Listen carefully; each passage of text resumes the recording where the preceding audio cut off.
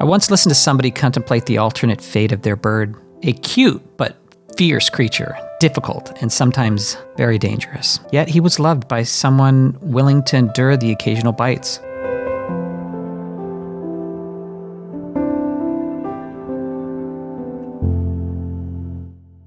It made me think of Ray.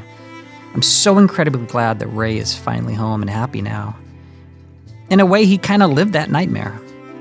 No fault of his own, of course. That story did happen to him. It made me think about and realize that I could never practice what I preach. If I ever had to say goodbye to Ray, it would crush me. He's my boy. He's my boy bird. Just remember that thought, because it's a big part of this story.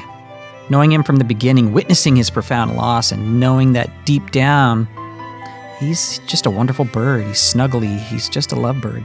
Tragically, though, before now, Ray didn't have a happily ever after. Most recently, with the family that, for some reason, they abandoned him and they left the country. It was just another sad ending for Ray. I thought maybe he had a new best friend, but I was wrong. Pippin is intense, wild, and a character, but he is Pippin through and through. I just, after a while, it was very clear that Pippin and Ray didn't mix well, and I couldn't have Pippin hurting Ray. One time, Pippin was on his perch and Ray was on my shoulder. I clearly got too close, and he flew and he attacked Ray, sitting sweetly and cutely on my shoulder. It scared me. It was just another reminder that Ray and Pippin are never going to be friends.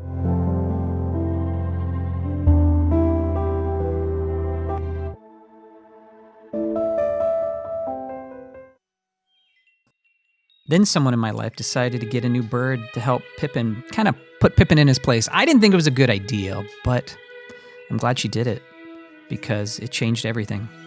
Unlike Pippin, she has a superpower, the power of flight, and used it to her advantage often, becoming the boss to Mr. Pippin, something he badly needed. But what I wasn't prepared for was how this bird would affect Ray.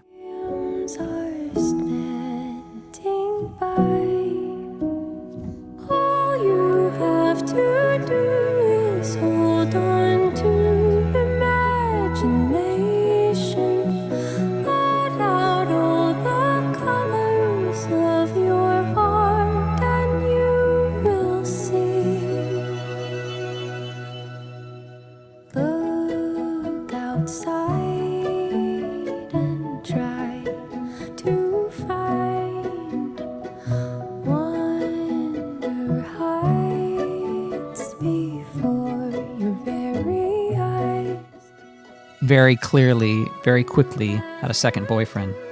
Those two clicked so quickly. The first time they met, I was emotional. I cry over every little thing, but this was special. And it was clearly something special to Ray, and something he needed and desperately wanted over, I want to say, it's been a decade since Puka passed away. I gave him another friend. I gave him a possible girlfriend. I just hope Pippin and Ray can share, because Pippin comes first in that relationship. Before that moment that he met this bird, I believed I could never part with a member of my flock.